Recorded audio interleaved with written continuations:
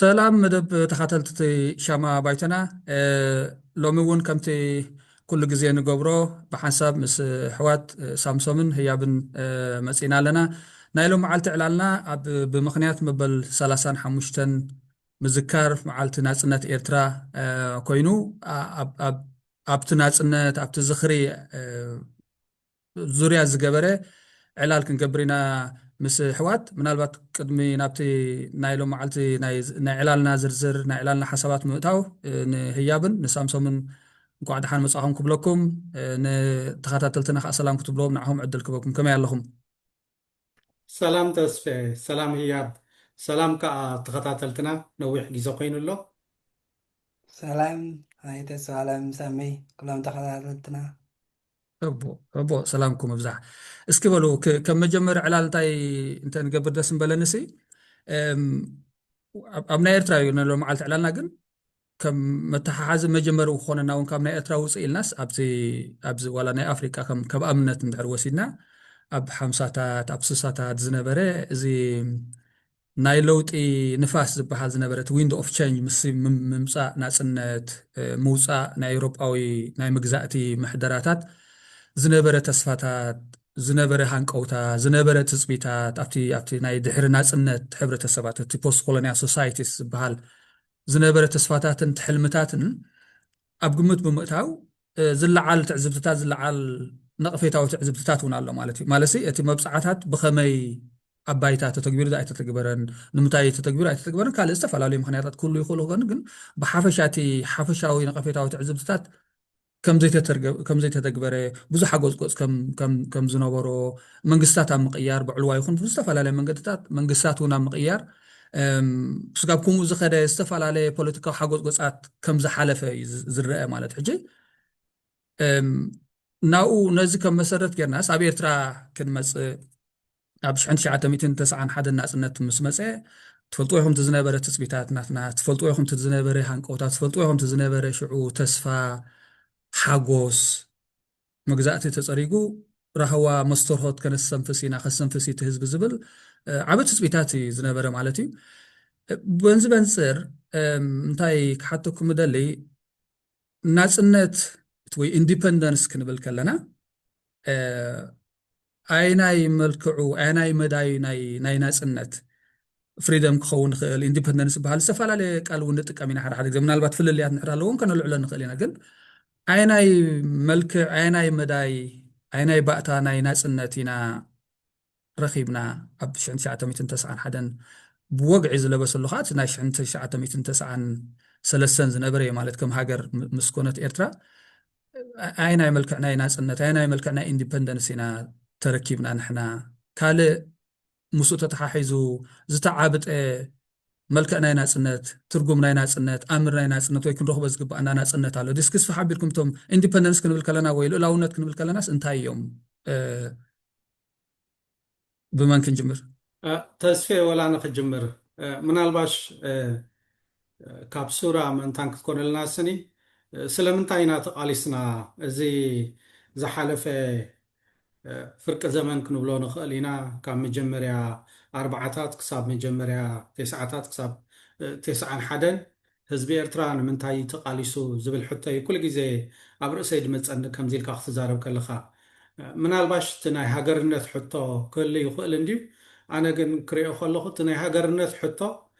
كالقوي كويني دسم عن مخنياتو كساب أبتي مجمريا سوساتات زنبرس ناي هاجرنت حتى وندرجع عابي يقولي حزوات أيقونا نيرو كساب التهزبي كأسينو قطباوي بوليتيكاوي محبراوي كونتاتو كجبر زخالة رؤسو برؤسو كم محادر زخالة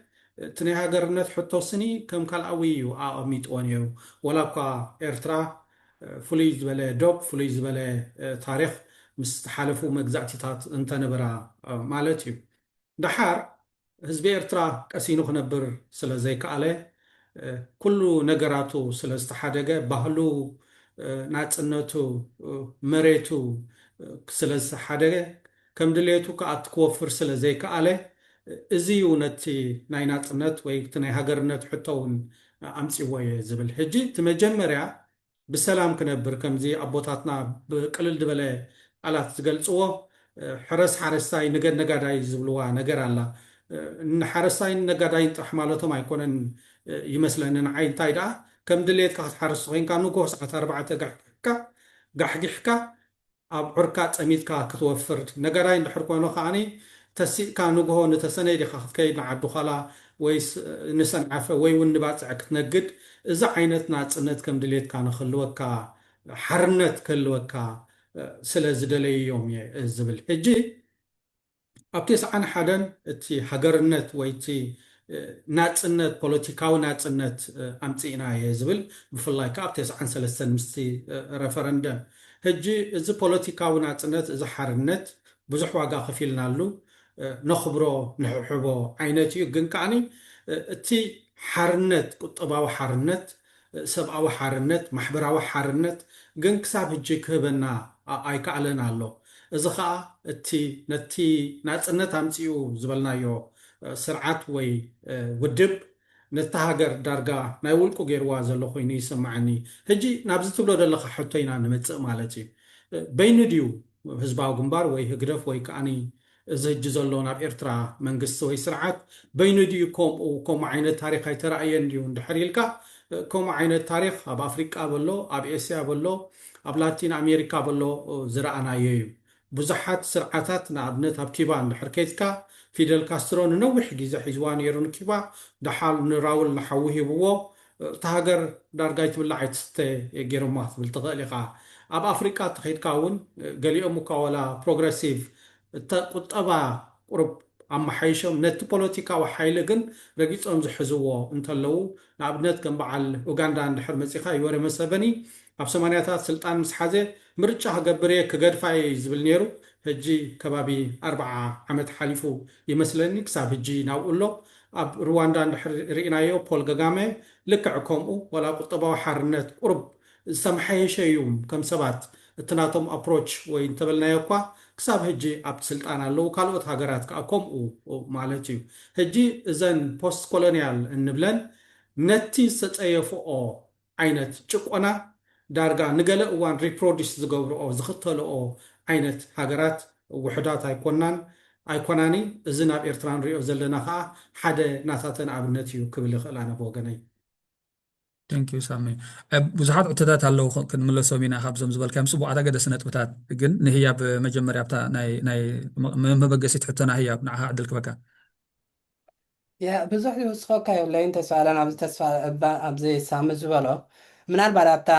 እንታይ ማለት እዩ ኢንዲፐንደንስ ናፅነት እንታይ ማለት እዩ ገለ ዝበልካ ሕቶ መርጊስ ክደግመ እያ ከም ሳሚ ክብላ ዝፀንሐ ኣን ቃልስን ናፅነት ንልኡላውነት ጥራይ ምርካብ ኣይነበረን ኣብ ኩለን ሃገራት ማለት እዩ ኣብዘን ኩለን ሳሚ ጥቕሰን ፀናሕካ ወላ ባና ይኹን ኣብ ካልእ ካልኦት ሃገራት ማለት እዩ ሕጂ ልኡላውነት ክንብል ከለና ሕጂ በቲ ኖርማል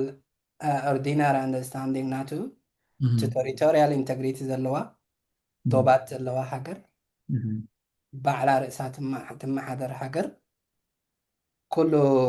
ኢንስቲቱሽንስ ዘለዋ ሃገር ገለና ንብል ዘለና ማለት እዩ ሕጂ ንኸምኡ ጥራይ እቲ ኢንዲፐንደንስ ቃልሲ ኣንፃር መግዛእቲ ዝበሓዝ ነበረ ሕጂ ኢንዲፐንደንስ ከም ተርሚ ዘይኮነሲ ቃልሲ ኣንፃር መግዛእቲ ከምኡ ጥራይ ኣይኮነን እቲ መግዛእቲስ ፊዚካል ጥራይ ኣይነበረን ወይ ኣካላዊ ጥራይ ኣይኮነን መፂኻ መሬት ምግባፅ ወይ ከዓ ሓንቲ ሃገር ምውራር መወሪርካ ሒዝካ ሕጂ ናፅነትኩም ሂብናኩም ኣለና ምባል ጥራይ ኣይኮነን እቲ መግዛእቲ ዘምፅኦ ራፕቸር ወይ ከዓ እሱ ደምፅኦ ሕንፍሽፍሽ ይኹን እቲ ደምፅኦ ለውጢ ኣብቲ ካልእ ከባቢታት ናይ ዓለም ከቢድ እዩ ማለት እዩ ክንዩ ዝኸይድ እዩ ክንዩቲ ንብሎ ዘለና ኣካላዊ ወይ ፊዚካል ዝኾነ መግዛእቲ ካብኡ ላዕሊ ዝኸይድ እዩ ማለት እዩ ሕጂ ብዙሕ መፅናዕትታት ኩላትና ንሪኦ ኢና ከምዚ ሳሚ እውን ክብሎ ዝፀንሐ ማለት እዩ ኣብ ገሊኡ መብዛሕትኡ ኣብ ገሊኡ ጥራይ ዘይኮነ እውን ማለት እዩ እቲ ፊዚካል ኣሎ ፕላስ እቲ ካልቸራል ዶሚኔሽን ባህላዊ ነገራት ኣብ ለውጢ ምባር ናይ ትምህርቲ ናይ ኤዱኬሽናል ሲስተም ናይ ኖሌጅ ሲስተም ወላ ሃይማኖት ንባዕሉ ማለት እዩ ብኸምኡ ዘስፋሕፍሕ ወላ ዓይነት ኣረዳድኣ ወርልድ ቪውስ ንብሎም ኣብ ናትና ክስታይ ትሕተ ቅርፂ ናይ ትምህርትና ትሕተ ቅርፂ ናይ ፍልጠትና ትሕተ ቅርፂ ናይ ባህልና ኣብ ሓንጎልካ ኣብ ናይ ቲንኪንግ ፕሮሰስስ ስጋብ ኣብኡ ዝበፅሕ ዲፐር ዝኾነ ፅልዋይ ነይርዎ مرة عميق زخانة صلواي نيروتي مجزأت زبال كومي فتيرو مالتي حجي تي صار مجزأتي ويكا أنتي كولونيال ستراجلز كلا زولون نورو كفانون ديم كالوت بيتي سكولارس مالتي زولون نورسي فيزيكال ወይ ቴሪቶሪያል ናጽነት ወይ ካልኡላውነት ዶባት ዝተሓንፀፀ እሞኻ ዶባት እውን ብካልኦ ዝተሓንፀፀ ኣብኡ ካብኡ ምብፃሕ ጥራይ ኣይነበረን ከም ሳሙ ክብሎ ዝፀንሐ ሓደ እቲ ቀዳማይ ነገር ኣብ ብዙሓት ስትራግልስ ወይ ቃልስታት ዝረኣናዮ መሰል ርእሰ ውሳነ ንብሎ ማለት እዩ መሰል ርእሰ ውሳነ ክበሃል እንከሎ ሕጂ ብሃገር ደረጃ ክረአ ክእል ከው ምናልባት ሃገር ርእሳ ገዛእ ርእሳ ባዕላ ትውስን ናታ ኩነታት ናታ ገለ ክንብል ንኽእል ኢና ኣብ ውሽጢ ህዝቢ ኣቲኻ ኸ እቲ ህዝቢ ኸ بخمي participate قبل مثل self determination بحال وي سوسانة بحال سي بخمي participate قبل تهزبي إلا ونك عتدنا خلينا مخا examples ناي كالوتا قرات وينا إرتران توسيتنا خا participation ناي هزبي نقولاتنا يتفعناني كوما عينا تساتفو ذلوس إيرا أنا مالتي سقا حجي ولا حدا يلن انتاينا رينا مبزحت عن هقرات وتهدر أو ملك رينا بعلوادي بقلدي زموتو معت سرعتات رينا حقن مثلا دايبلان حاجات تفتيرن لنا مالتي حقن مثلا نزيغاتاتن زي هي بحاجات مالتي اجي انت بخاله ازار راس انت زبل دلخو ات كولونيال نبلا زنبرنا سرعات فيزيكالي كابت بوتاتات ناتنا ولا اي خيد منبر ات systems of administration ات violence ويكا قفعدي صطدي pressures بوتا تقيم كان ممرح patterns كابت خصاي كاب زن بلادنا ابتن وانا نسي زي ما يطفون مالتي اجنتاي كم سمو خبلت انا حازي كاب سرفايفل عاده تريتوريال سرفايفل ناشونال سيكوريتي ترايد بلونا ولا قال ابزلنا علمونا ويرتراوي قال كوست كولونيال ترايد كونس ناب بزغنا زبحال امر ناب معباله زبحال امر ناب ديغنيتي زبحال امرسي كن كيدا كعلنا مالتي مبزحتنا هكذا كاب ملكي ناي وحدات سرعتها ناب ناس دخونه بارتيسيبيتور دخونه نخل السب بحنسع زحقفن زساتفن سيستمز ناي ممرارحه كن كيدون هيك أنا كم هجرات ما الكل مبزحت عن هجرات كم أمر ناي مسواتن ناي قالسن ناي صنعتن ناي قلن زبل نبحو حويت قطباو حويت كخون خل بوليتيكاو حويت كخون خل أبكم ممكن كيدا كعلان مالتي كم هجرات حجي كم إكزامبل كم أبنان توسيد ناسي سودان كابتون قدامت ناس دخونه هجراتين ناس بس الناس independent دخونه هجرات مالتي ناس 50 نازوان زي السودان كابتن قدامته السودان كم يكون تطلع جنتر إنا يجن انتهي تناصنت أمسي انتهي يمسي ما تناصنت نولدنا حجهم يقول إن كله تشعدنا بنا مجزات خابزنا حج سودان السودان حيش ويكا مجزاتي حشنا خاب ناصنت قال ما لا تكونن جن تدحري يز صعبة دحرتنا ناصنت بهالكم أمر فيزيكال تريتوريال دمس كونوتات نحويتن حرنتن تقطباو خن كلهم ناقوم زخده أين برن مالتي حجي بمبزحته أبجلس حفاد بخميم دقصون عبنا بعالفانون اتي عبي سرح تزعبي سرح ناي أنتي كولونيال ستراجل اتي هي من دم بهالأمر اتي السبنت بهال سب مخان سب أو النت ديال كخالة كانوتيشن سلا دلوا يخون دلوا وقت سبنت قال لي ولا خمانة يفلتني مالتي جن تسبنت سب مخان بهالأمر بخمين هانس أو وشت حاجات ناتنا أبزن كالسيفايد شيء السبلان نيرسو أوريدي تسريحا كم زي جوبيب تحت شيل تعزوي أو كومز تعزوي حاجات مستقبلنا ينسي humanity within the countries بخمين عن شرحه وناتو بنا زوم تقال ستهم anti colonial struggles ما خاص حفتز نور بعالفانون تايتل تي human بهالأمر كابت physical body ناتنا كابت أكلات ناتنا already تفعلي تقتلي لك عملتي تي human بهال already murdered كوين تقتلي تتريف دولو physicality ناتنا ترايو هجين تايزة بلو دولو نزيتات نحنا نمخرو administration systems أو عدتنا تريف دولو تي knowledge systems أنا تمرتوخن cultural domination زين بزح لو تيمام زين بزح نحنا زين فلتو كاب جزاء رسنا alienated غير وي بحقيقو خامناتنا بحلاون cultural كاب كلنا knowledge systems علينا نادلنا تحويت حجة فريدم كتب لز أنا حاجات السالم كلنا زي أبقى مزقتوا epistemic خون كاب سرعة تمرتقى جميرو خاب كل عينت لوتي يوم زطلب نيرا ما بتمالت حجت أنتي كولونيال ستراجل بحال نزو كله بحنسا طرنف نيرو انتو دا خوينو تي اندبندنس بحال جن أب بزحت هجراتنا أفريقيا ولا حنت أتشيف تجبر نزي أينر إني نادلنا مالتي حجي بسلام تعيو قال زي لا خلي احنا علنا خلينا خون جن I think independence سنة بكالوت زوم تقول من دلها فريدمز حوياتنا بزحت نجاراتنا تمرتينا مرونا كل ملص أي أمس يغسل الكاب كتكسر كعلني مالتي حجي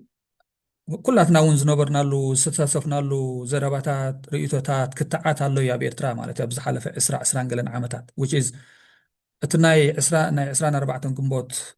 زخري ناي ناس انت كمص خلو نبعلو اي نبعلو تطليمناينا واغا خفيلنا لينا زبل this perennial question مالتي كتعلو حجب تكاتاتلو نحرقنيكم بفلاي اب دياسبورا زلو حزبنا اب بحبراوي ميديا انت تخاتاتلكمو بزح خوم عينت ان كان هابان زرباتات هين مبحال ناي منققاف بزح تعزبتات بزح دبيت استلعيلو الله مالتي بتحدى واغاز خفلنا له رزين واغاز تخفلوا له which is برقص حق زخونه هيستوريكال حق مالتيو مومنت علت سلا زخونه خبر الله سيلبريت كنقبرو لنا سعل له وسقاب زخدون الله بتحدى خا بتريت كناينا تتألمناينا اتمبصعاي تتغبرن اتمبصعا تتألمي سلازي نزي مبعال مالت نزم صنبال مالت مزخو مبال مالت كم زختو صنحخا هي بتي تئزاز كوماندمنت تي بوليتيكال كوماندمنت مالتي بو غيرغن مور مس محبره بحلاون بوليتيكال كوماندمنت تئزاز بتزاوارس خالق بوليتيكاوي ليجيتيمسي مورال ليجيتيمسي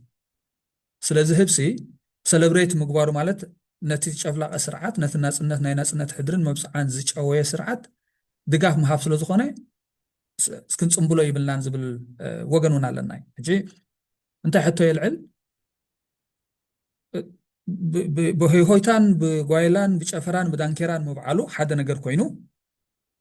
ناصنت كم حدا اقداسي مومنت اف بوليتيكال هيستوري نا ايرترا كم حدا اقداسي اقداس علت كوينو كن ات مبصعاتاتون ات حلمتاتون زيت تغبره زتچويه كن ህዝቢ ኣዋጋ ዝኸፈለሉ ደም ዝኸፈለሉ ኣያታትና ኣዴታትና ዝተኸፈለሉ ናይ ብሓቂ ሓጀንን ኢሊ ናጽነት ለውጢ ክመጽእ ማሕበራዊ ፍትሒ ክረጋገጽ ኢሎም ህይወቶም ዝኸፈለሉ ዝገበሩሉ ህያብ ከዓ እዩ ማለት እዩ ስለዚ እቲ ናጽነት በቲ ሓደ እንታይ ይልዕለለ ንዓይ እቲ ሞመንት ተዘኪሩ ግን ናይ እምቢታ ሞመንት ኮፍ ኢልካስ እንታይ የጋጢምና ኣሎ እንታይ ይኾይና ኣለና ቴኪን ስቶክ ማለት እዩ እንታይ ኢና ኮይና ዘለና 35 ዓመት ህዝቢ ኤርትራ ቢያሎ መንእሰይ ኣብ ኤርትራ ኣበያሎ እንታይ ኮይና ኣለና እቲ መብጽዓ ናይ ናጽነት ኣበየሎ እንታይ ኮይና ኣለና ማለት እዩ ስለዚ እንታይ ክግበር ክኽእል ኣለዎ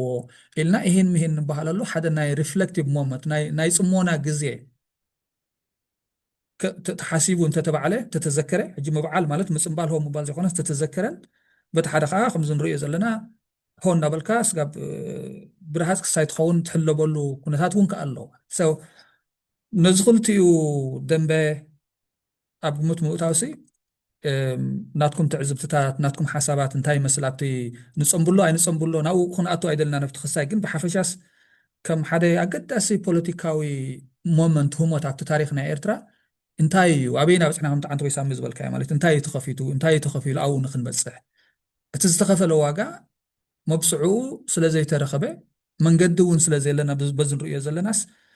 እንታይና ተስፋ ቆሪፅና ዲና ኦኬ ስለዚስ ማዕጾና ንዓፁ ንሓደ ምስኡ ዘራኸበ ይብልና ገዲፍና ዲና ክንብል ዝግባእ ወላስ ነው እዚስ ናይ ጽሞና ግዜ ናይ እምቢታ ግዜ መሊስና ሪስትራቴጃይዝ ንገብረሉ ሓሳብ ንሓሳብ ንወሃበሉ እንታይ ክንገብር ኣለና እቲ መብፅዓ ኣብ ተግባር ንኽውዕል ኢልና ይህን ምሂን ንበሃለሉ ክኸውን ኣለዎ እምበር ናይ ኩርያት ስኸይከውን ካብቶም ዝብሉ ኢኹም ኣበይኹም ዘለኹም ኣነ እንታይ እየ ዝብል ተስፈ ከምዚ ዝበልካዮ እቲ ናጽነት ናይ ኤርትራ ብዙሕ ዋጋ ዝተኸፍሎ እዩ እቲ ኣብኣ ሰራዊት ዝነበረ ኣካል ናይ ህዝባዊ ግንባር ናይ ህዝባዊ ሓይልታት ወይ ናይ ካልኦት ውድባት ጥራሕ ደይኮነ ብዙሕ ህዝቢ ኤርትራ በብ ናቱ ወገን መስዋዕቲ ዝኸፈለሉ እዩ ብኡ መጠን ከዓኒ እቲ ናጽነት ብፍላይ ኣብ 91 እቲ ረፈረንደም ዳርጋ ዓብላሊ ድምፂ ነይሩ ክንብሎ ንኽእል 100 ካብ 100 እዩ ነይሩ እዚ ናፅነት እዚ ግን ከምዚ ዝበልካዮ እቲ ናፅነት እውን ደይኮነ ኢንፋክት እቲ ነዚ ናፅነት ሒዙ ዝመፀ ውድብ ህዝባዊ ግንባር ወየግደፍ ነቲ ዝተፀበናዮ ፖለቲካዊ ማሕበራዊ ቁጠባዊ ሓርነት ነፊግና እዩ ከሊእና እዩ ስለዚ ጠሊምና እዩ ክንብል ንኽእል ኢና ጠሊምና ጥራሕ ደይኮነ ከዓኒ ንናፅነት ከም ሓደ ናይ ቫዮለንስ ናይ ዓመፅ ናይ ኮንትሮሊን ናይ ምቁፅፃር ናይ ንረብሕኡ ናብ ምውዓል ናይ ፕሮፓጋንዳ ገይርዎ እዩ ኣብ ገለ እዋን እውን እዚ ናፅነት እዚ ወይ ሶቨሬኒቲ እንብሎ ንሕና ሃገርና ንፈቱ ስለ ዝኾልና ሃገርና ምእንታን ሓደጋ ከይወድቃ ከምዚ ከይኮና ንዝብል ኣብ ዝደለዮ ኣብ ዝኸዶ ኩናት ደድሕሪኡ ከም ንኸይድ ገይርና እዩ ስለዚ እቲ ቫዮለንስ ካባና ወፂኡ ናብ ካልእ እውን ተሳጊሩ እዩ እጂ ንብዙሓት ሰባት እዚ ኩነታት እዚ ምናልባሽ ልቦም ሃሪምዎም ልቦም ሴርዎም ክኸውን ይኽእል እዩ ግን ኣነ ኩሉ ግዜ እንታይ እየ ዝብል ክንፈልዮ ክንክእል ኣለና እቲ ናፅነት እቲ ናይቲ ህዝቢ ዋጋ ከፊሉ ዘምፅኦ እዚ ናፅነት እዚ እቲ ናይ ህዝባዊ ግንባር 10-20 ሰባት ዓብሊሎምና ደለው እሶም ጥራሕ ደምፅዎ ኣይኮነን ህዝቢ ኤርትራ ብምሉኡ ዋጋ ከፊሉ ዘምፅኦ እዩ ስለዚ ኣብ መንጎ እዞም ውሑዳት ሰባትን ኣብ መንጎ እቲ ህዝብን ሃገርን ክፈልዮ ክኽእል ኣለዎ ባህላ እየ ናተይ ኣሊጀንስ ናተይ ሎያሊቲ ነቲ ሃገር ነቲ ህዝቢ እምበር ነቲ መንግስቲ ይኮነን ኩሉ ግዜ ኣነ ዝብል እቲ መንግስቲ ምስቲ ሃገር ዝደናገፅ እቲ ሃገር እቲ ህዝቢ ዝደልዮ ኩነታት ይገብር እንድሕር ኣሎ ልክዕ ናተይ ሳፖርት ኣለዎ እቲ ሃገር እቲ መንግስቲ ነቲ ሃገርን ነቲ ህዝብን ዘይጠቅም ኩነታት ይገብር እንድሕር ኣሎ ስለቲ ሃገር ኢለ ነቲ መንግስቲ ክቃወም እየ ስለዚ እቲ መዓልቲ ናፅነት ቤና ይነብዕሎ ብዘየገድስ እቲ ህዝብናን እቲ ሃገርናን ሳፖርት ክንገብሮ ክክእል ኣለና እቲ መዓልቲ ናፅነት ኣየብዕሎን እየ ኣነ ኣይደሊን እየ ካብ ምባልካ ኣብዚ ንስኻ ትብሎ ዘለካ እዚ ናፅነት እዚ ዋጋ ዝኸፊልዎ ናይ ኣሕዋትና ኣቦታትና ናይ ኣዴታትና ናይ ኩሉ ናትና ፋሚሊ ዋጋ ዝተኸፈሎ እዩ ስለዚ ነዚ ናፅነት ኣብ ቫዮለንስ ኣብ ዓመፅ ኣብ ምቁፅፃር ኣብ ካልእ ነገራት ዘውዕሎ ዘሎ ኣብቲ ንሕና ንደልዮ ናይ ሓርነት ቁጠባዊ ሓርነት ፖለቲካዊ ሓርነት ማሕበራዊ ሓርነት ንክመፅእ ክንቃለሰሉ ኢና ኢልና ከም ሓደ ሚንስ ናይ ረዚስታንስ ናይ ተቃውሞ ክንጥቀመሉ ቁኑዕ ኮይኑ ይስማዓኒ ግን ስለዝኮረኻ ኣንጻርቲ ናፅነት ትኸይድ ንድሕሪት ትኸይድ ምስ ህዝብን ሃገርን ትበኣስ እንድሕር ኮንካ ግን ምናልባሽ ብናተይ ኣረኣያ ቁኑዕ ኮይኑ ኣይስማዓንን እዩ ታንክ ዩ ሳሚ ህያብ ምናልባት ኣብዛ ናይ ሳምንታዊ መወሳኺ ተሰኣለ መሪሰ ስትረስ ገብራ ስለ ዘለኹ እምበር ብዙሕ ስታይ ዝውሳኽላ የብለይን ግን ንዓይ ከም ዝርዳእኒ ዕማም ናይ ናፅነት ናይ ምሉእ ናፅነት ዘይተፈፀመ ሞራላዊ ይኹን ካልእ እቲ ፕሮሚስስ እቲ ፖቴንሻሊቲ ናቱ ዳግማይ ምኽፋት ኮይኑ ዝረኣየኒ ንዓይ ማለት እዩ ከመይ ጌርና ኢና ናብኡ ክንከይድ ንኽእል ከመይ ጌርና ኢና እንደገና ክንከፍቶ ንኽእል ነቲ ፕሮሚስስ ናይ ናፅነት ዝበሃል ኣምር ብኸመይ ኢና ክንሕዞም ንኽእል ከመይ ጌርና ኢና ናብኦም ክንጓዓዝ ንኽእል ናብኦም ገፅና ክንጓዓዝ ንኽእል ወይ ክንበፅሖም ናትና ራእይ እቲ ናፅነት ዝበሃል ኣምር ትፅቡቕ ኩሉ ምሉእ ናፅነት ኩሉ ፍሪደም ዘምፅእ ኢልና ንቆርፆ ናፅነት እዞም ክንብሎም ፀናሕና ቁጠባዊ ይኹን ፖለቲካዊ ይኹን ኩሎም ሕውየታት ንብሎም ፀናሕና ንዖም ዳግማይ ከኽፍተና ዝኽእል እንተኮይኑ እሞ ከዓ ንዖም ንኸፍተሉ ሞመንት እንተኮይኑ ዝፈጥረልና ዘሎ ስቲል ሰለብሬት ክንገብሮ ኢና ናትና እዩ ከዓ ማለት እዩ ሕጂ ከምቲ ኣቐዲምካ ክጅምርን ከለካ ዝበልካዮ መዓት ዲስካሽንስ ዲቤትስ ክትዓት ክህሉ ክእል እዩ ማለት እዩ ከም ዝበልካዮ ሓደ ወገን መስዋእቲ የጉልሕ ንናፅነት ብዙሕ ዋጋ ከፊልና ኢና ገለ ከምሱ ክትብለ ፀናሕካ እዚ እንታይ ዝገብር ዘሎ ሕጂ ንታሪክ ናይ ኤርትራ ከም ሃገር ኣብ ዝኽሪ ናፅነት ጥራይ የሕፅሮ ኣሎ ማለት እዩ ታሪክ ናይ ኤርትራ ከም ሃገር ወይ ኩንነት ናይ ኤርትራ ከም ሃገር ሲ ኣብ ታሪክ ናይ ናፅነት ጥራይ እንተዳ ሕፂርካ ሪኢኻዮ ብዙሕ ዋጋ ከፊልና ኢና ብዙሕ ሳፈር ጌርና ኢና ኢልካ ብኡ ጥራይ እንተሪኢኻዮ ክፍጠር ዝኽእል ነገራት እዩ ማለት እዩ ብኻልእ ግን تخلق وجناتو خا كم ذا قتينا على خاز بالكيا تسفى وي تسامو قبل صنحة تسفى ناس النسي أي تفت أمن كمو بالخان بعلو كتعدي قصر مالتي كم ذا حكت زي كونه كتعدي قصر يقصر تسفى ناس النت كتعدي قصر مالتي حجي كم يجينا أنا نزون خفتو كلت يوم زيم نبلو مدلنا كلت يوم حكيم كم سامو قبل صنحة يس بزح واقع خفينا هنا الناس النت تخوم الزبالة كمو مبال حما إلى بعيكم كنتوا لو خير جماعة تبغى على أزرار با تحر ذات النت زمزة تقص على النت ناينات النتن النت كتم صوت خل تسفاتات أب جبر مو عالم سلزي تفت أماكن تبدلنا هنا تسفاتات ناتنا أورد ديفرت كوين له مبالون نبعل كلا حكي مالتي كلا حكي زلنا يا وما تجلس حكي مالتي أجيب خير أزرار با انتهي زبل له كلت يوم بحنسع كم حكي قرنا توسيدنا يوم سنزيم نسمعتات مخبارخن نحرنت مذكارخن نصار مجزأت استخايده يخون مكالخال حجر استخايده يخون صورة مبعل بارت نايتنا نانا هيسترنا أي مالتي بخومي خلاص بيرترا زب علو مالتي جنكا تعرفنا دولا صراحة جن زنبلز أنا حنا كانن زنبلز أنا كنبلز أنا حنا وتهدراو ملكن خلق قفعتاتن خمسة مخبلز أنا حي كمي جنانا نعوخه كندم نقبره كمي جنانا كاون حلف كاو كنيوخ كدل نخل من قد تاسي بخمينا نفتر نخل هنا نبلدلنا مالتي حجة خمسة نورمال أب ويسترن ثينكينج نيرو تمالز نبرن حجة لنا أنا مزعينا أنت داقير كعند ثلاثة تمبوراليتيز وجزيات كير كان تاريخ ياسي حلف انتاي كفيلنا يس بزح واقع خفيلنا وخلا سمت كون تبلح حقي ومالتي ولا حدا زك حد كستايبلون كفيلنا أنا خمسة مقبلة صنحة تهلونا خدا انتاي كوينا لنا حجي أبز بريزنتس انتاي نقينا لنا واقع مخفالة قاري جدي كنا يسدم دينا نتفدى لنا بكل وقعتنا بكل سحراتنا بقلنا تداقين زلو حجي خواقع دا ينخفلنينا أخي أنا غفلن دينا تحجز خفل دلو واقع خدا كتعدي تقصر مالدي تحجز خفل دلو كنت ما أشحدا بحرنا بسهرنا بقلند وتنا دلو حواتنا غي كنت عدت بحلم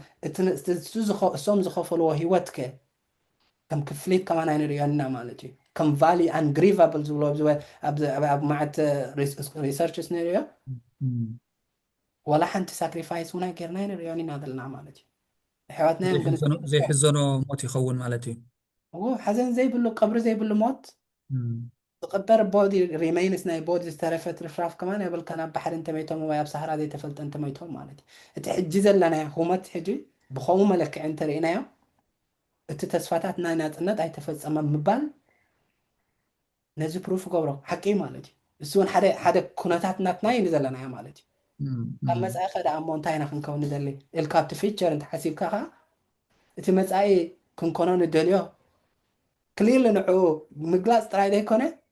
ناوغز كخيدا كاز خل استراتيجيس مهنات مسرح وان بارسنا يسرحناي مالتي أودينا نوافر دلنا ويا بزتولم كتبلهم أنا حكا نحب كان دا خصاين دا تقاطع عكاب زي أب حدا دي وصدو خانا قراد ديبيت استحاسير كاتنبر زي الحطتات كنا لا مالتي حجو أو انت دا تحاسيرنا بتوكسيك دخونا environment دا أو discussions نادنا انت تفيو انت امام ناينا تنت انت زي تفصيمة تسفاتات مورالاو قديتاتات مخفات داقماي مخفات نبعلو هاب قبره هو العيكلني مالتي ثانك يو كلتيهم كم زبالكم استي بخلطي وغن ناي تأمامتا قدايات اللوي برقص مالتي كم حقي فاكتواليز زي كاتعو زي شامو حقي بوليتيكاو ترخبتات تاريخاو ترخبتات اللوي مالتي تواغان نبعلو تحلم نبعلو كم زدير اللي استخفلوا واقع مخانو حجنتاي يرأينا أنا اتناي بحكي ودعاو زخونة لجيتميت كع زخونة كم زعينة تعزبتتات تتشفلا أسرعات بخمي كم زتقومولو نناتو مريحنت نناتو أفسلتان ناي مقصال كونتات لجيتمايز نمقبار مخوني نمقبار سقاب كنداي كم زتقومولو مالتي تيتي نامنت ولوط يدلي حزب تبديلو تمبصعنا ناصنسي انفتو تخالأي معراف تمبصعنا ناصنس ناب زغص خون ኣለዎን ዝብል دلاي لوطي زوهاب سماسم تبتعدي زلو ጨፍላ ስርዓት እንታይ ዝጥቀመሉ ማለት ክንሪኦ ከለና ከም ሓደ መሳርሒ ናይ ብሓቂ ጽቡቕ ሪሶርስስ ዝጥቀመሉ ከም ዝንዲዮም ዝኣዝዮም ዝተኸፈለ ዋጋ ኣፍልጦ ዘይህቡ ክብሪ ዘይህቡ መብፃዕናይ ናጽነት ክጥለም ዝደልዩ ገለ እንዳተባሃልካ ዝወሃብ ስማስም ተጠቂምካ ስልጣን ናይ ምንዋሕ ስልጣን ከዓ ምኹኒ ናይ ምግባር ተኽእሎታት ፖለቲካዊ ፕራክቲስስ ከም ዝገብር እቲ ንሪኦ ዘለና እዩ ማለት እዩ ኣብ ኤርትራ ምናልባት እንታይ ሕቶ ሓስብ ፀኒሐ ከምኡ እንዳበልኩም ከለኹም ክልቲኹም ማለት እዩ ዝተኸፍለ ዋጋ እንደን ብመንፅር ዝተኸፍለ ዋጋ ከዓ እዚ ሕጂ ዘሎ ናይ ኩነታት ማለት እዩ እቲ ታሪኽን እዚ ሕጂ ዝህሉ ዘሎ ኩነታትን ናበይ ገፅና ከዓ ንኸይድ ኣለና ንክረአ ከሎ ዓብይ ጋቢ ዘሎ ማለት እዩ ዓብይ ሓጓፊ ተፈጢሩ ዘሎ ማለት እዩ ክሊርለስ እቲ ከም ዝተፀልመ ዓብይ መብፅዓ ከም ዘሎ ይረአየና ኣሎ ሕጂ ብክልቲኡ ወገን እቲ ብዛዕባ ናጽነት ክንዛረብ ከለና ብዛዕባ እንታይ ገበራ መዓልቲ ናጽነት ዝባል ኣብቲ ምብዓል ዘይምብዓል ዝብል ከምዚ እቲ ቀሊል ክሳይ ዋላ ክንሪኦ ከለና እቲ ናጽነት ዝብል ብፍላይ ምስ መስዋዕትነትን ተተሓሒዙ ክለዓል ከሎ ምስ ተኸፈለ ዋጋ ተተሓሒዙ ክለዓል ከሎ ምስቲ ብሩታል ዝኾነ ናይ መግዛእታዊ ምሕራ ተተሓሒዙ ክለዓል ከሎ ከምዚ it becomes a very emotional construct ማለት እዩ ኣብ ርእስኻስ ናይ ብሓቂ ስምዒታዊ ሰረት ዘለዎ እዚ ኩነታት ጌርካ ሓትሪዮ ክስተት ጌርካ ሓትሪዮ እቲ ናይ ናጽነት ማለት ሕጂ ሓደ ግዜ እንታይ ሓስባኔ ከምዚ ዓይነት ኣብ ልቢ ዝሰረተ ቁስልታት እውን ዝትንክፍ ህያብ ብምዃኑ እቲ ናጽነት ከምዚ ብነቐፌታዊ ዓይኒ ርኢኻስ እቲ ናጽነት ክነቅፍ دلينا خنبل بزح دلينا خنبل لوط دلينا خنبل ولا تمسواتنا نامنت بزعوا سواتنا يرتنا نحسب كل ناسي مالسي كبيد نجري ولا ببهلنا ونريخا بزعوا سوات ويبزعوا موتون كساي تبل مالت حدا غزي تمسوات خمس خوينو تمسواتس نحنا خنزارب نحنا خنقف نحنا رؤيتنا بنصا خنهب كنكفل بزي فرحي بزي شقرره مالت بزي عفنا እቲ ህዝቢ ከዓ ብሰላም ክነብር ደቆ ፊሮም ከኣቱ ብዛዕባ ደቆ ኩነታቱ ብዛዕባ ህይወቱ ክፈልጥ ሰላም ክነብር ነዚ ዝተኸፈለ መስዋዕቲ ንኽትብል ቁርብ ዘሰክፍ ዶ ኮይኑ ይስማዓኩም ገለ ይሓስብ ማለት እዩ ከምዚ ኢንሂብት ዶ ይገብሮ ኮይኑ ይስማዓኩም ነቲ ናትና ናይ ምዝራብ ናይ ምንቃፍ ነቲ ህዝቢ ብሓፈሻ ማለት ንህዝቢ ኤርትራስ ከምኡ ዓይነት ገለ ዘሰክፍ ነገር ከምዚ ዝሕፍር ምሻሎ ፖለቲካዊ ሕፍረት ዶ ንብሎ ገለ ፖለቲካል ካልቸር ክሬት ዝገበረ ኮይኑ ይስማዓኩም ትኸሙ ዓይነት ኢሞሽናል ናይ ፖለቲካዊ ታሪኻዊ ኮንስትራክት ብምዃኑ በቲ ከምዚ ከፊልና ኢና ዝብል ኣምር መዳይናቱ በቲ ሓደ ከዓ ተጠሊምና ኢና ዝብል እውን ኣሎ ተጠሊምና ኢና ተገፊዕና ኢና ተጨፍሊቕና ኢና which is factual ከዓ እዚ ከዓ ናይ ብሓቂ ሓቂ ዝኾነ ክውን ግኡዝ ነገር ማለት ኣብኡ ስለ ንነብር ዘለና ሕጂ ትናጽነስ ኣይንታይ ኢና ኒ በቃ ዲስ ኣቮው ንግበሮ ንግደፎ በቃ ናትና ኣይኮነን ዝብል ስምዒታት ኣብ ምፍጣር ከም ዝገለ ፓርቲስ ዘለዎ ዶ ኮይኑ ይስማዓኩም ሓጋዝ ዶ ኮይኑ ይስማዓኩም ደፋኢ ዝኾነ ረቑሕ ዶ ይፃወት ኮይኑ ይስማዓኩም ብክልቲኡ ከመይ ትሪእዎ ምናልባት በተቀዳሚት ክንጅምር እቲ ኢሞሽናል ጥራሕ ኣይኮን ማለት ፋክቹዋሊ ዝተኸፈለ ነገር እዩ ግን ከቢድ ዶ ረዚን ዶ ይገብሮ ወይ ዘሰክፍ ዶ ይገብሮ ይመስለኩም ንክትሓትት ከምዚ ዝሰሳዕኻ በሽቀጥቀጥ ዝበልካ ዶ ኮይኑ ይስማዓኩም ኣብ ገለገለ ተኽሳያት ብኸምኡ ዶ ኮይኑ ንሪኦ ወይ እቲ ህዝብስ ብኸምኡ ከይርዮ ዶ ኢልኩም ተሓስቡ ሓደ ግዜ بخلت نجار زرع خويني يسمعني تسفه لكع كم زتبلو للخ حدا ترجم ناينات نت مغارات ناينات نت نو خطب السلطان مزهبة كاي حراين مبالسنا نت هيدلني خا تسفه بزخيت تلكان حراي تلكا بتخيت تلكان حراي تلكا والنات نت على ندي بلين هاي فلتين نو بزي كدني يعني بزي زتعمل نخبل كام زخليو تزامد نات نت زلني مالتي هجي እዚ ኣብ ዓድና ዘሎ ናጽነት ከም ፖለቲካዊ ናጽነት ከም ዝበልናዮ ዋጋ ከፊልናሉ እንዲና ግን ከምቲ መጀመርያ ዝበልኮ ከዓ እቲ ዋጋ ንሕና ዝኸፈልናሉ ሓንቲ ናትና ሃገር ክትህልወና ፓስፖርት ክትህልወና እሞ እታ ሃገር ከዓኒ ጨቂና ክትሕዘና ንክትረግፀና ኢልካ ኣይኮነን እቲ ዝዓበየ ኩነተ ናይ ናጽነት ማሕበራዊ ቁጠባዊ ፖለቲካዊ ሓርነት ክህበካ ምዝኽእል እዩ እንተዘይኮይኑ ኣብ ስሳታት መጀመርያ ህዝቢ ኤርትራ ብሰንኪ ናይ ዝነበረ ሽዑኡ ናይ ኢትዮጵያ ግፍዒ መግዛእቲ ንሱዳን ገጹ ይጎርፍ ይስደድ እንድሕር ነይሩ ሕጂ ኣብ ሓራ ኤርትራ ከዓ ብሰንኪ ጭቆና ናይ ዘሎ መንግስቲ ንሱዳን እሞ ንሊብያ ገጹ ይኸይድ እንድሕር ኣሎ ኣበይ ዛእዩ ዘሎ ትፍልሊ ኢልካ ክትሓትት ሰብ እዩ ዝገብረካ ሕጂ ነዚ ከምዚ ምባል ግን እቲ ናብ ዓድና ዘሎ ስርዓት ከምዚ ንብሎ ዘለና ከምዚ ነቲ ዝተኸፈለ ዋጋ ዝረስዓካ ነቲ ዝተሓለፈ ምረት ዝተረስዓካ ወይ መቲ ብናይ ኢትዮጵያ ዝወርዘና ዝነበረ ኣደራዓት ስለ ዘይተረዳእና ዘይተሰማዓና ኣይኮነን ግን ብዙሕ ስለ እንደሊና ልክዕ ከምዚ ኣብ ክብሎ ዝፀንሐ እዚ ተዋሂብና ዘሎ ናፅነት ወይ ሓርነት ሓርነት እኳ ክትብሎ ይትኽእል ኢኻ ፖለቲካ ናፅነት ከም ሓደ መሳርሒ ናይ ዓመፅ እንድሕር ኮይኑ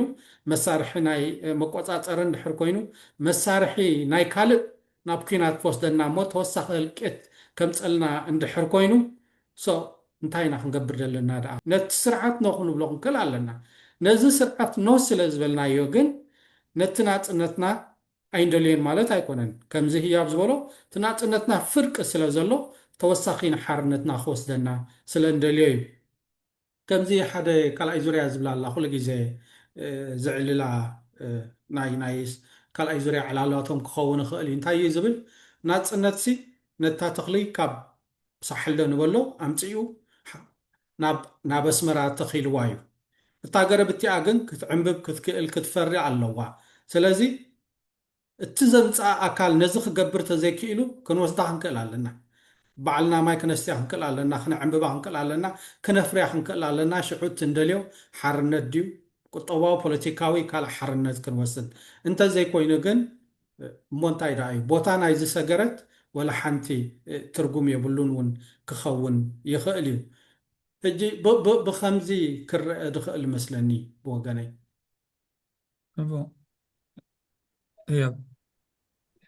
ምናልባት እንተጠቐመና ኣብዚ ክንብሎ ንፀኒሕና ሲ ሓንቲ ሳሕል ገለን ዝበልካ ሳሜ ክስታይ ነዘኪረ ሓንቲ ታሪክ ሓንቲ ዓባይ ሰበይቲ ብካይሮ ኣብ ኢጅፕቲ ክስታይ ዘዕለለትኒ ማለት ዝዓረፈ 2024 ብገለ ስራሕ ከይደን ከለኹ ማለት እዩ ካብ ከባቢ ሳሕል ዝዓበየ ዓባይ ሰበይቲ እየን ኣብ መወዳእታ 80ታት ዘላ ሰበይቲ እያ ትዕለን ነይራ ማለት እዩ ብትግረ ገይራ ትዕለን ነይራ እንታይ ኢላኒ ናና ታሪክ ሲ ናይ ናፅናይ ቃልሲ ንዝብሎ ዘለና ሰውራ በዚ ኢደይ ዝግለፅ ኢላ ኢዳ ሓፋቢላ ከምዚ ገይራ ሪኣትኒ ረእዮ ከመይ ኮይኑሎ ኢደይ እቲ ላዕለዋይ ቀፀላ ናይ ኢዳዋ ዙመተ ክሊርሊ ወላ ሓንቲ ትሪር ዝኾነ ክስታይካ ትርኢ እንዳረእኻዮ ማለት እዩ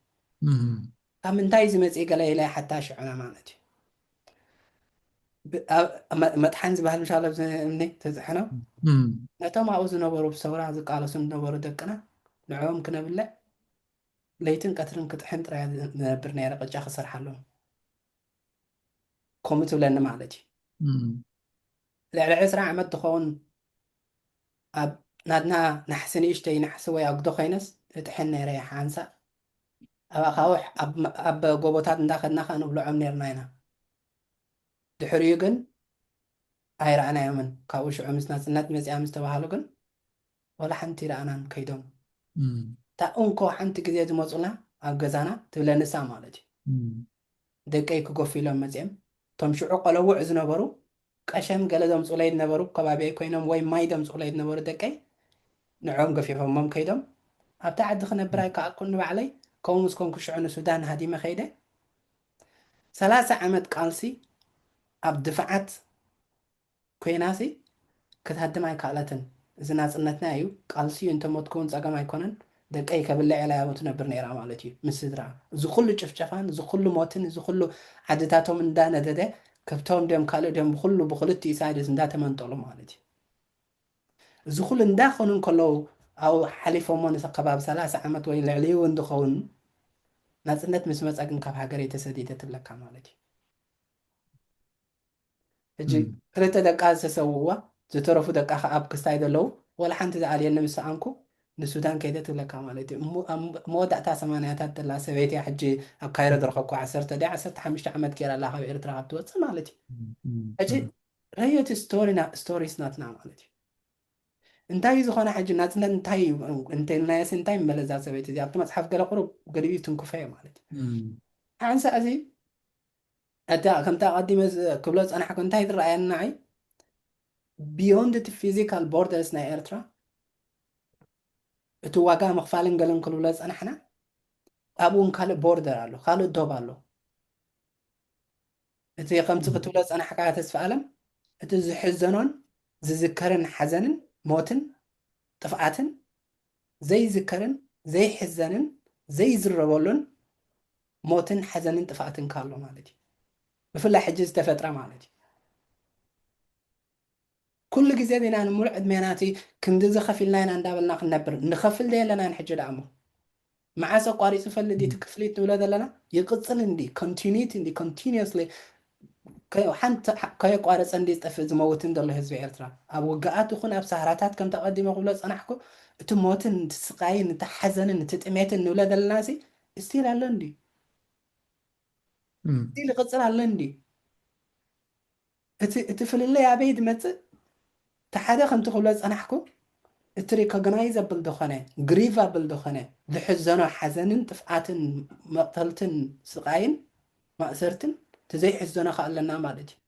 ከምዚ ክብሎ ፀናሕኩ እቲ ካልኣይ ፍልለይ ከዓ መን እዩ ነዚ ዝፈጥሮ ዘሎ እቲ ዝሕዘነሉ ዘሎ ስቃይ ዝሕዘነሉ ዘሎ ጥፍኣት ሓደ ባዕዳዊ ፀላእ ፈፂምዎ ክኸውን ክእል እዩ ብባዕዲ ዝመፀ ግፍዒ ጥራይ እንዳዘከርካ ኣብ ውሽጢኻ ዝፍጠር ግፍዒ ከመይ ጌርካ መንዖ ኣቮይድ ገበር ኣይትረኣዮ ክበሃል ከኣል ብደገ ዝወፀካ ሓዊ ጥራይ ዲኻ ትከላኸላ ሓንቲ ንእሽተይ ኣግዶ ኮፍ ኢልካ ኣብ ውሽጢኻ ዝጀመረ ሓዊ ተጥፍኦ እንዲኻ ወይ ኣይጎድኣካ እንዲ ወይ ኣየንድዳ እንዲ ነታ ገዛ ኣብ ውሽጢኻ ዝፍጠር ኣብ ውሽጢ ኣካላትካ ቦዲስ ናትካ ዝፍጠር ቆስሊ ኣይቀትለካ እንዲ ኣይሕምመካ እንዲ ብደገ ዝመፅእ ዝሃርመካ ነገራት ጥራይ ዝሃርመካ ፊዚካል ብደገ ጥራይ ዝመፅእ ሕጂ እዚ ኩሉ ግምት እቲና እንተርኢናዮም እሞኻ እቲ ናትና ስቶሪ ናትና ኩንነት ሕጂ ዘለናዮ እንተርኢናዮም እቲ ናፅነት ዝበሃል ኣምር ኣብዚኦም ሪፍሌክት ከምዚ ክትብሎ ፀናሕካ ተስፋ ኣለም ኣቐዲምካ ደየግብረና እንተኮይኑ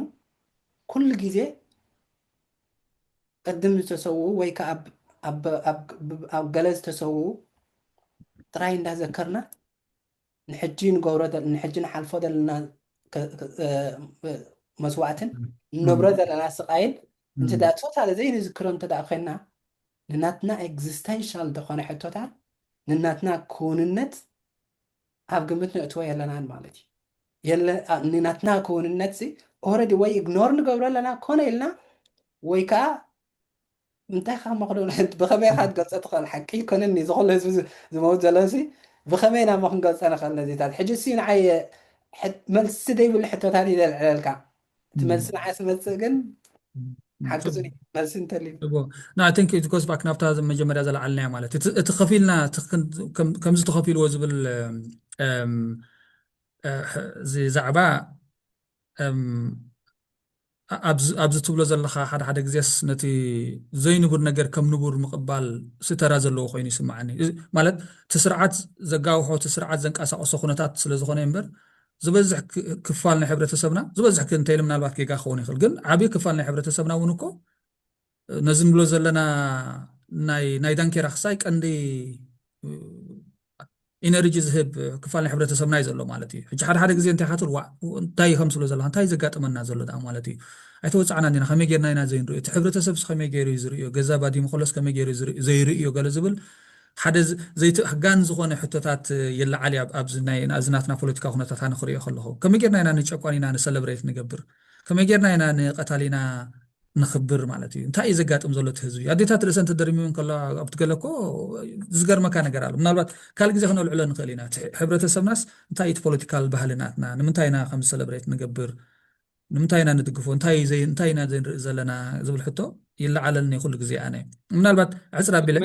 ከምላይካ ተስፊ ሓንቲ ስኒ 24 ጉንበትሲ ከም ልሙድ ናይ ፈንጠዝያ ግዜ እዩ ዝበዝሐ ግዜ ከም ንሪኦ ማለት እዩ ከም ድፍለጥ ግን ብፍላይ ኣብዚ ናይ ኢትዮጵያ ዝነበረ ኩነታት ኣብዚ ናይ ትግራይ ኩናት ዝኸሰርናዮም ሰባት ክሳብ ሕጂ ዘይተነግሩ ኣለዉ ኢና ንበሃል ሕጂ እዚ ኣዴታት ክትብል ከለኻስ እሲዩ እውን ኣብ ርእሰይ ድመፀኒ ብዙሕ ግዜ ምናልባሽ እዚ ናይ እዚ ዓመት እዚ ጭርሖ ዶ ክንብሎ ቴማ ፅንዓትና ዋሕስና እዩ ዝብል መስለኒ ኢንፋክት ፅንዓትና ዋሕስና እኮ ትክክል ኣይኮነኒ ፅንዓትኩም ዋሕስና ማለት እዩ ዝኸውን ስርዓት ናይ ተዝቢ ፅንዓት ናይ ተዝቢ ምፅማምሲ ነቲ ስርዓት ወሕሲ ኩሉ ግዜ እቲ ግዜ እውን እንዳኸደና ስለ ዝኾነ እስከ ነዚኣ ዳሃስሳ እንታይ እዩ ኩሉ ግዜ ናብዚ ስለምንታይ እዩ ብሩህ መጻኢና ገለ ዓይነት ጭርሑታት ዘይንርኢ ከም መዛዘም ክትኮነና እታ ዝበልፅ ዝሓሰብካ ኢኻ ምስ ኣወስካ ይረሳሕካ الراي انا دي ولا هي بي ስኻ او انا نهي بتاريخ زانتا زنقرنا نهي حسنا بالخمات ما سالت انا خنقركم كابزوم حجي دحري مزي على عامات السددو من ساعات ناشتي حوات ناسي ابزي اوروبا مسيز كله حسام حليفو يو نو ستوري تفلطوهم تقعزو مالت حجي تمرق بيونيفرسيتي صبو سكسسفول كوينت هيوتو مالتي انا حجي انتاي بنيري دس بلكا زغلو حما نجر حليفنا حما اقاطام كوينو تسديدنا خاب سدرانا خاب عدنا نفيسنا هاصلنا وصينا بزغلو حسام بزغلو ناي موتن حياتن كونتات حليفكا ابز مبصحكاس دس يلني يبلو نيره حجي انتاي لني وا سدت حما يزبلكا إلكا دي انا يلن مالتي مالس بصو اندا تصاوتي مالت اندا قلدي سدت سي كابيرترا موصاي مسدادي سي حما إلكا دي انا منكم إلكا يلني حجي انتاي تلعل لك خمس لو زلا هيا مالتي اتسبسي سدت مدفع هيوتكا اب حدغا مؤتاون اتزحاش زبلص اماراصي نصنت كتركب سغا موتون اندار اخايو خم تخدو زغبر بوليتيكا خونتات يابتي ناي بوست ليبريشن ايرترا تفطيرو زلو مالتي حجي بتعميو اتي ابيرتا زورد زلو حسام زغبر زلو بدل حمسي اندرماين نايكونان اندرسيت ايكونان غبر زلناتي كبر داي كبر زبل ابزنا يلو معلت علالنا مالتي سغاب كومو عينت صقاطي ጨቋነ ዝኾነ ስርዓት ኣብ ኤርትራ ተፈጢሩ ዘሎ ማለት እዩ ጽቡቕ ኣሎ ኾነ ሕማቕ ኮይኑ ኣይትበለኒ ከም ዝተዘይገብርሲ ኣበይ መሃለኹ ገለብለን ነይሩ ምናልባት ተመሳሳሊ ስለ ዝኾነ ቲያታ ናይ ኦፍኮርስ ሰናደ ዝገበሩ ኣገልግሎት ካልእ ግን እቲ ዝወረደ ምጥላም መብፅዓ ግን ይረኣየካ ማለት ርዝነቱ ናብዛ ጽንዓትና ወሐስና ትብል ትዝክሩ እንድሕር ኮይንኩም ናይ መባእታ ተምሃሩ ከለና መዝሙር ነይራ ጽንዓትና ወሐስና ጽንዓትና ህላወና ገለትብል ማለት ሕጂ ሳሚ ግን ተኸብላ ዝኽእል ኢልካያ ጽንዓትኩም ወሐስነትና ኢልካያ that's the best description ta ዝበለጸት መግለጺ ወይ እዚ ትንተና ናይታ ወሐስ ናይታ ጭናይሎም ዓመት ቴማ ዘላ ንሳያ ማለት እዩ ጽንዓትኩም ወሐስና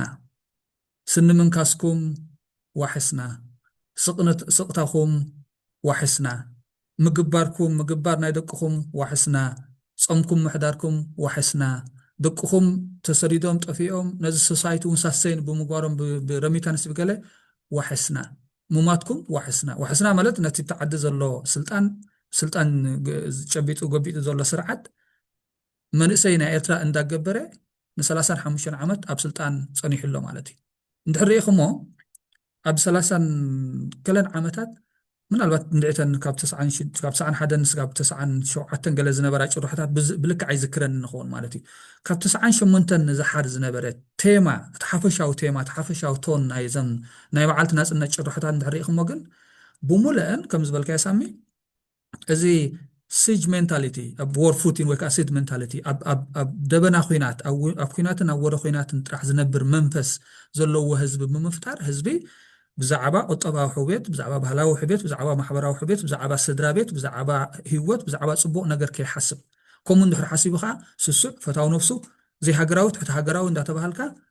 اب مأسرتي ام مقفعتي ام مقتلتي ام مشويتي ام مدفع كم زورد بمقبر نعور عمسب صمكا محدار كم نبور مالتي كم تصنعات مالت حجريا تصنعات سي كم حدا قبول نجر كم حدا فيرتشو دقنت زلو قبل نجر از بيرترا صنعيو لغاس حزبي تحتنا كالم مالسي رغويت حزبي اوف كورس برغزي مالت ግን ንዑ እንታይ ተጠቂሞም ለን ከምዚ ዓይነት ፖለቲካዊ ባህሊ ኣብ ኤርትራ ዘሎ ከይሓትት ምሕታት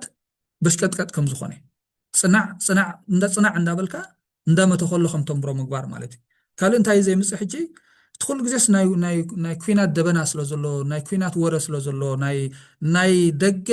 ناي سأتا حدقا سقا سلو زلو كم زعي تحتت زعبا دق هاي تحتت زعبا خونتاتي وتكاي تحتت زعبا مناوبر هاي تحتت زعبا سدرابيت هاي تحتت زعبا قطبا لوت هاي تحتت زعبا بوليتيكا لوت هاي تحتت بوليتيكا لوت ناي دلنا ولا تهزب تزمقبو ونكو كم زقن كم زي حتى نتهزبي عفين كمحز ناي حدا ناي عمستي ناي بروباغندا تول ناي بروباغندا مسارحي مالتي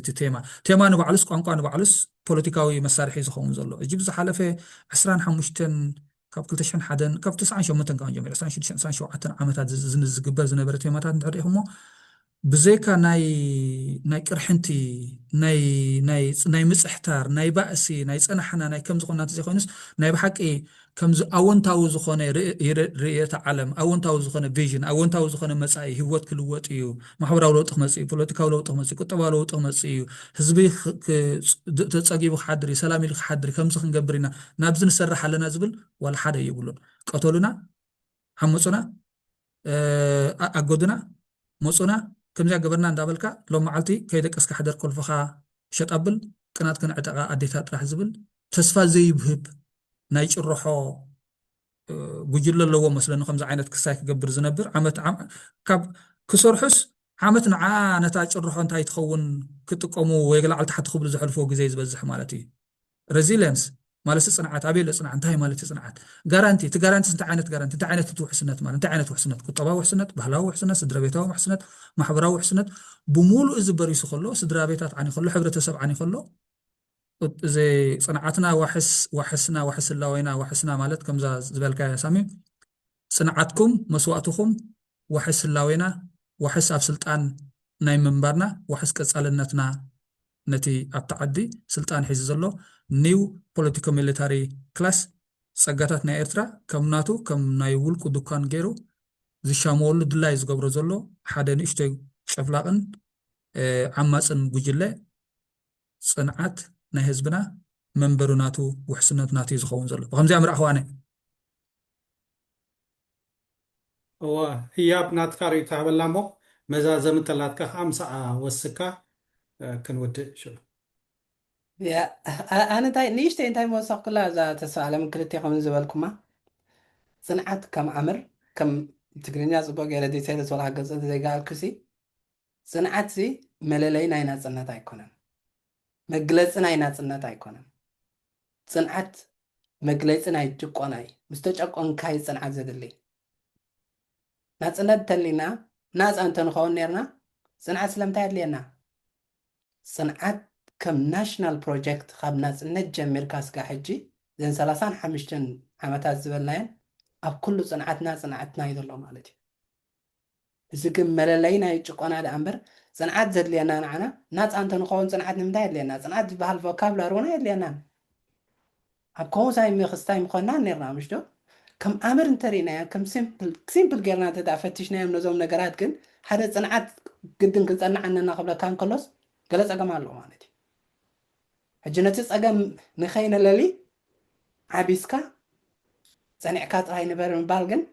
ንባዕሉ ምስ ናጽነት ወላ ሓንቲ ርከብሉ ንዓይ ማለት እዩ ብኸምኡ ክሪኦ ከለኹ ናጽነት ከምዛ ቀዲመ ጸናሕኩ ኣቲን በዓል ብዛዕባ እዚ መዓት ጽሑፋት እዩ ዘሎ ብፍላይ ኣብ ናይ ኣፍሪካ ኮንቴክስት ማለት እዩ the right to ordinary life እዩ እዮም ድብሉኻ ማለት እዩ ሓደ ንቡር ዝኾነ ህይወት ንኽትነብር ኩነታት ዝፈጥር ጌርና እንተሪእናዮ ንቡር ህይወት ክብል እንከሎ ሕጂ ኣብ ሓደ ኣብ ዓድኻ ምስ ስድራኻ ኣብ ትደልዮ ስራሕካ እንዳነጠፍካ እቲ ንቡር ንሕና ንፈልጦ ወላ ኣብ ግዜ መግዛእቲ ዓድና ገል ንቡር ዝኾነ ሰሚ ንቡር ወላ ልክዕ ንቡር ዳ ኣይምሰል እምበር ኦርዲናሪ ድመስል ከምኡ ዓይነት ነይሩ ማለት እዩ ህይወት ዝነበሮም እውን ነይሮም እዮም ኣብ ሕርሻ ሓረስታይ እንተኾንካ ሕርሻኻ እንዳወፈርካ ተማሃራይ እንተኾንካ እዚ ቪዛኻ ጌርካ ትምህርትኻ በፂሕካ ብሰላም ትምለሰሉ ዓበይቲ ምስ ዓረጉ ድዮም ምስ ሓመሙ ድዮም ብደቆም ድዮም ካልኦት ዝእለይሉ ወይ ብሃገር ድዮም ብካልእ ሰርቪስስ ብካልእ ኣገልግሎታት ዝእለይሉ ናትካ ዲግኒቲ ናትና መሰል ከም ህዝቢ ከም ሰባት ከም ኣሕዋት ነንሕድናን ንኽበረሉ ካብ ሃገርና ብሃገርን ብመንግስትናን ብኩሉ እቲ ኦርዲናሪ ላይፍ ዝበሃል ኣብ ኤርትራ ይኹን ካብኡ ምስ ወፃና ይረኸብናያን ማለት እዩ እቲ ናጽነት ዝበሃል ኣምር ሕጂ ንዓና ምስ ጽንዓት ጥራይ ዘይኮነ ከምዚ ናሽናል ፕሮጀክት ኮይኑ ንክንደይ ዓመታት ክዝረበልና ኣይ ቲንክ ከመይ ጌርና ኢና ንቡር ህይወት ንፈጥር ንቡር ህይወት እሲ ክኸውን ነይሩ እቲ ፕሮጀክት ናይታ ሃገር ማለት እዩ ካብዚ ዘይንቡር ዘለና ኩነታት ኢመርጀንሲ ድዩ ገለ ድዩ እንዳበሉ ሕጊ የለ ገለ የለ ኩሉ ወላ ኤሌክሽን የለ ወላ ሓንቲ ዘይብላ ሃገር እቲ ኦርዲናሪነስ እቲ ንቡርነት ናይ ዓድና بخمي يملس أبكن حتى سي عندك أنا صنعت تراي خون هلا تكسي أنا مالت حاجة يا أسئلة أبزخو سمون እሞ ተስፋ ጀሚርካ ያነ ክዓፅዋ ዳርጋ ተረፈለካ ድዩ የብለይን ሳሚዕ እዛ ድሓን ፅቡቅ ደቂ በሉ ክቡራት ተኸታተልትና የቐኒየልና ከምኡ እንዳብልና ከዓ ክንመፀኩም ኢና ሰላም ንሎሚ